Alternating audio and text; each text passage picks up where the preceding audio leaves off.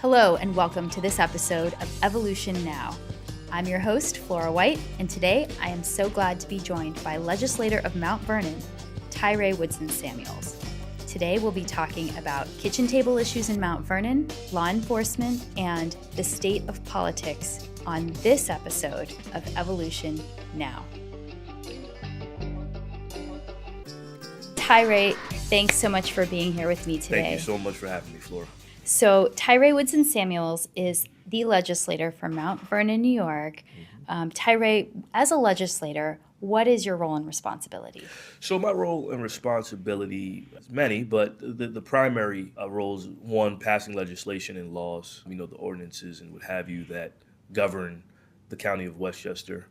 The second part is the budget. So the county, we have a $2.5 billion budget that we work on every year. We have three parts of that budget: the operational, the capital, and the miscellaneous portion of the budget. And then the third part, which is my personal favorite part, constituent services. All right. I always tell people if your cat gets stuck in a tree, or if you need a speed bump, you have an immigration case, you need help with Section 8, whatever the case may be, reach out to my office and we'll help you navigate it. Small things or big things, and we treat everything on the level. And so that's my favorite part of my job. But those are the three main components. And you've mentioned that you deal a lot with kitchen table issues, real world issues impacting real people. Sure. How does that differ from what some of the other legislators are managing in other districts in Westchester, which is such a diverse county? Sure, it's an extremely diverse county, and Westchester County is one of the wealthiest, if not the wealthiest county in the country. So naturally we have some pockets in the county that have issues that other pockets don't face, and I think if you look at the identity and the characteristics of the city of Mount Vernon, it's closer to the Bronx, actually, than, say, Mamaroneck or Larchmont or Rye or Mount Kisco or Lewisboro. We're dealing with housing insecurity. We're dealing with food insecurity. We're dealing with an affordability crisis because, again, when you look at the average income in my district compared to those districts, it's night and day. Scarsdale average income is I think it's $600,000. Yeah.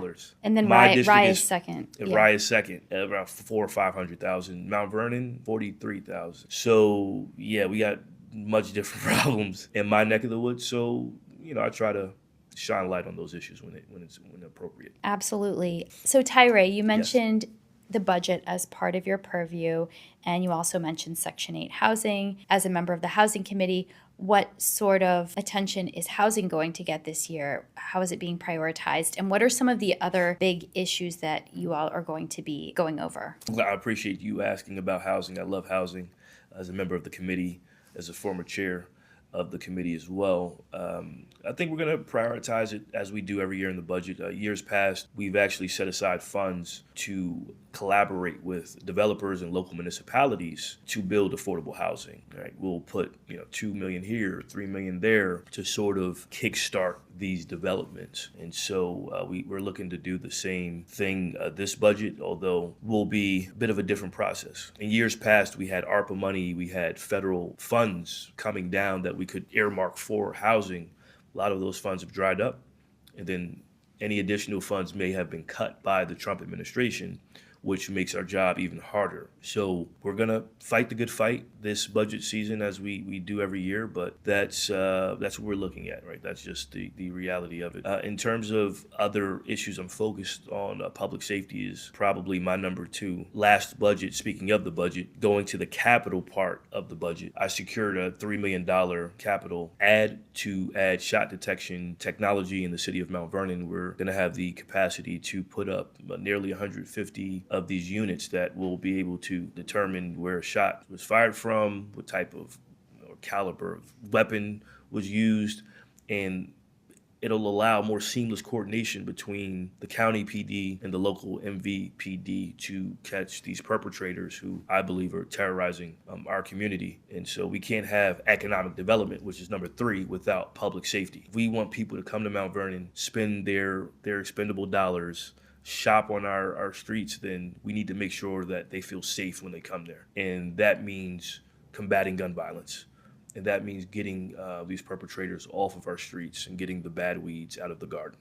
So those are my top three issues: housing, public safety, and economic development, because money talks. To the point about public safety, you signed a letter supporting the HALT Act along with some of your colleagues, David Tubiolo, Margaret Cunzio, and Jimmy Nolan, to not defund the police. So the HALT Act deals with solitary confinement, and the spirit of it essentially is to make an amendment to the HALT Act to keep both the corrections officers and the inmates safe.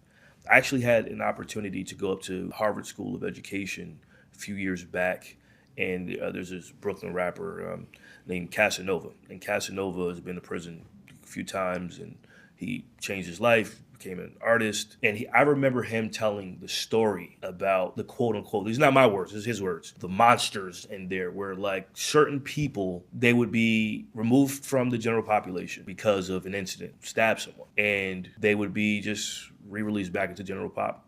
And it would just be a recurring cycle. And so the changes that were proposed is that, hey, look, this is not just for the officers. This is for individuals who are being targeted in these environments, by gangs or by whoever, and maybe we need to make some changes. And this request was made by our PBA, by our county corrections, by the superior officers, three of our unions that we work hand in hand with every year in and year out.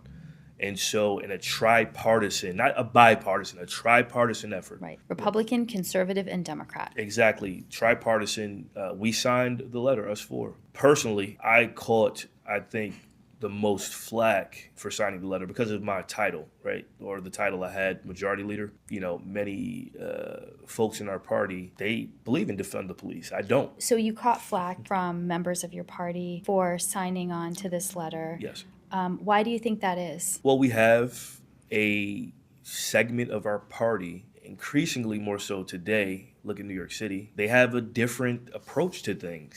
They don't believe in law enforcement in the same way I believe in law enforcement. They believe in sending in a social worker and doing things that way. And to be clear, the HALT Act, what exactly is it supporting, and how would those changes within the correctional facility help inmates? So if someone's going to solitary and then coming back into general population, how does it improve the dynamics? It's the same thing with bail reform. It's very simple. If you commit a crime or you perpetrate an action against someone that harms them, you shouldn't be slapped on the wrist and then just put back into the general population. So in instances in prison where someone is shanked, the HALT Act, hey, give you another shot, we'll put you in maybe an hour, and then you're just gonna keep doing it. The amended changes, and again, mind you, this letter wasn't advocating for the abolishment of the HALT Act. It's, hey, some changes that could be made. Just like there were some changes that could be made to bail reform. And we're seeing it, right? You see that folks are committing these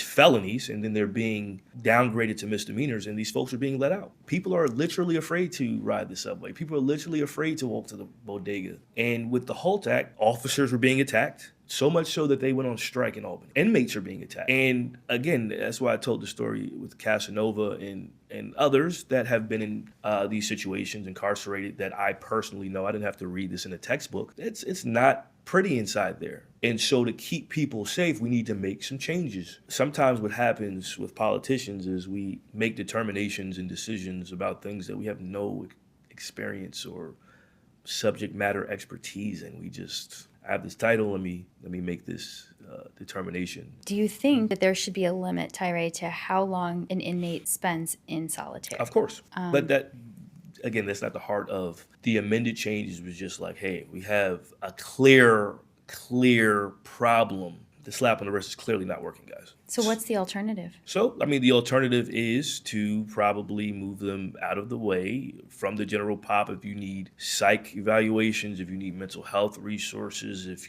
I don't know. Again, I'm willing to say, I don't know, unlike a lot of politicians. But what I do know is that what's occurring now isn't working. That's not sustainable. It's not the solution. That's not the solution. So reforms need to be made. Sure, but we have to be open to conversation. We can't say we're the tolerant party and we're the Big Ten party, and then when someone has a different idea, you're automatically just deemed a Republican. Guys, it's dangerous. So what would you say to your colleagues if you were to directly address them now about... Nothing. Okay. I have nothing to say. My actions speak louder than words. My colleagues in law enforcement asked me to support them on something.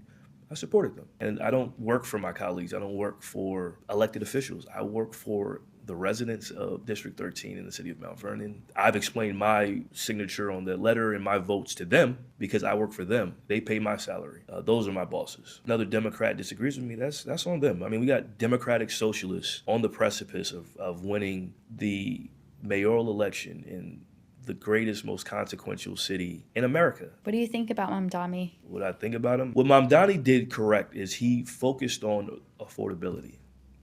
He did what Donald Trump did. They focused on affordability. He didn't give you fluff. He didn't focus on symbolism. He said, hey, we're going to give you free buses. You know who's been doing free buses for a couple of summers? Westchester County. Yes, the Beeline bus. The Beeline bus. The B is free.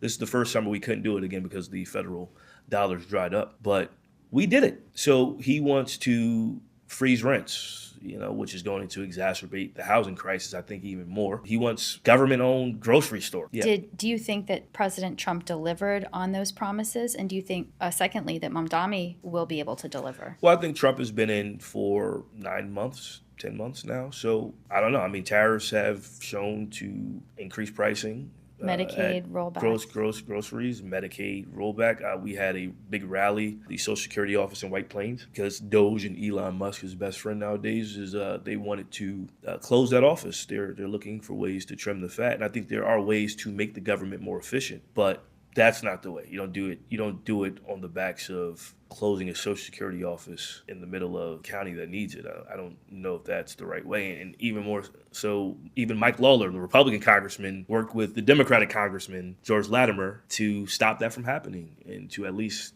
sound the alarm. That's what we need more of, bipartisanship. Absolutely. So do I think Mamdani can do it? Remains to be seen. It remains to be seen. Next year, he'll be in office if he wins in November, assuming he wins. But you also have congressional races going on. You have the governor running for re-election. She's probably less inclined to do things like raising taxes on people as she's running for re-election. And Governor Hochul's endorsed Mamdani. She has. But then State Chairman Jay Jacobs refused to endorse him. There's clearly this split in the party. And again, I want to reiterate, there's a recognition that Mamdani has brought energy, has brought young people to the table. I'm a young person. I appreciate that. But I also am a young person who has read history books before, and I understand how dangerous an ideology of Hitler, like his, can have on a city like New York. I mean, Bill de Blasio was the mayor before Eric Adams. Bill de Blasio then subsequently ran for president, and he got 1% in New York City because of his policies and their unpopularity. So he's Bill de Blasio times 3. So good luck. I mean, people get the government that they deserve, and I'm not going to mince words here. I'm going to acquiesce with Congressman Tom Suozzi and Senator Fetterman in Pennsylvania, and Chairman Jacobs, and Eric Adams, and Andrew Cuomo. I think democratic socialism is dangerous, and I think if you want to be a socialist, run on your own party line and win the race that way. Don't come into the Democratic Party and try to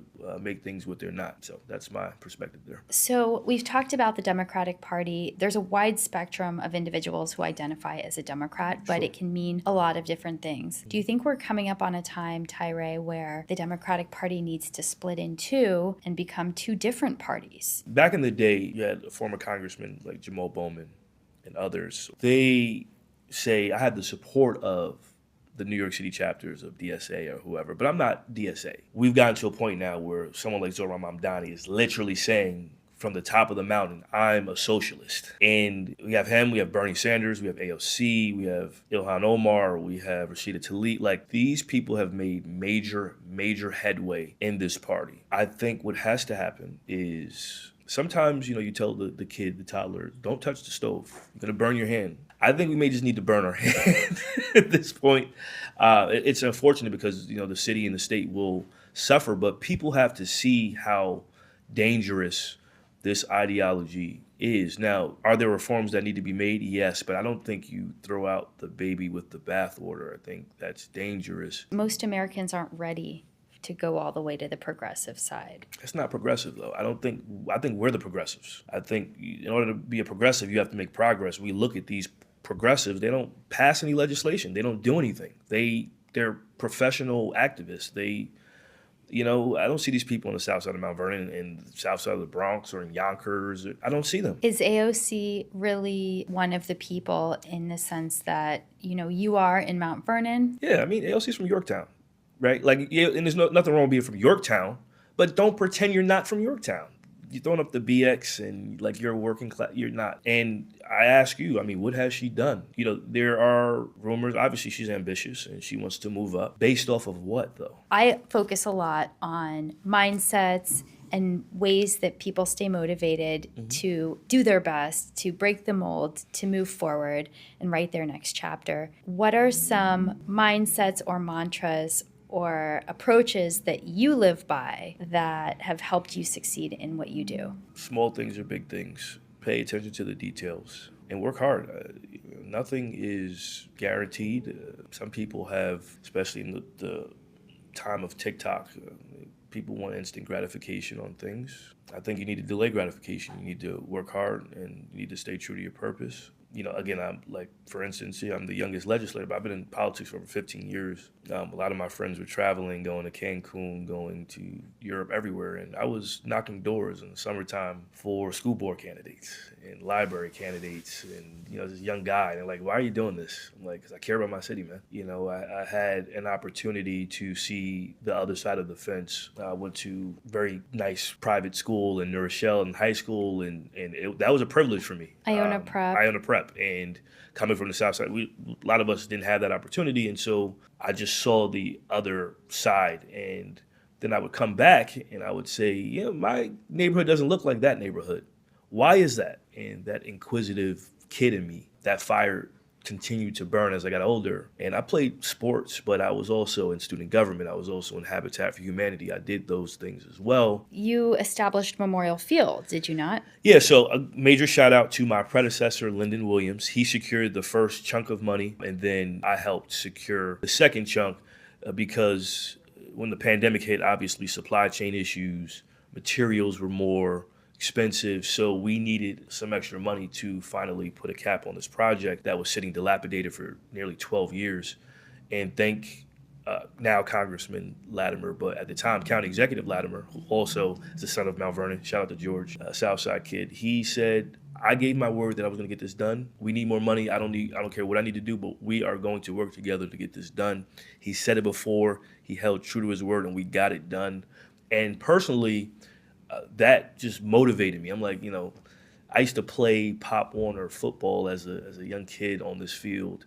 And to be in a position to bring it back for my hometown is just incredible. And then to see George really make it a priority, like we're going to get this done no matter what, and to see it through, just had a tremendous amount of respect for him and for the process and for the entire team that helped to make it happen. So that's the power of government. That's why I got involved. Make a difference. It's the power of mindset and motivation and teamwork. Follow through.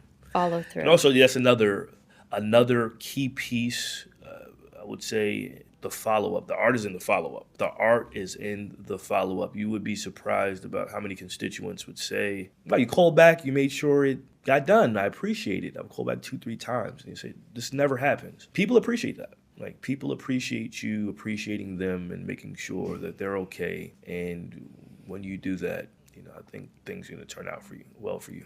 Private sector or public sector.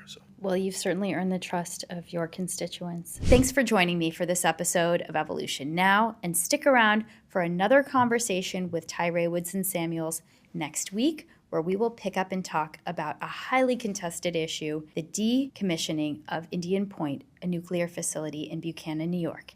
You're going to want to watch this one. See you next time.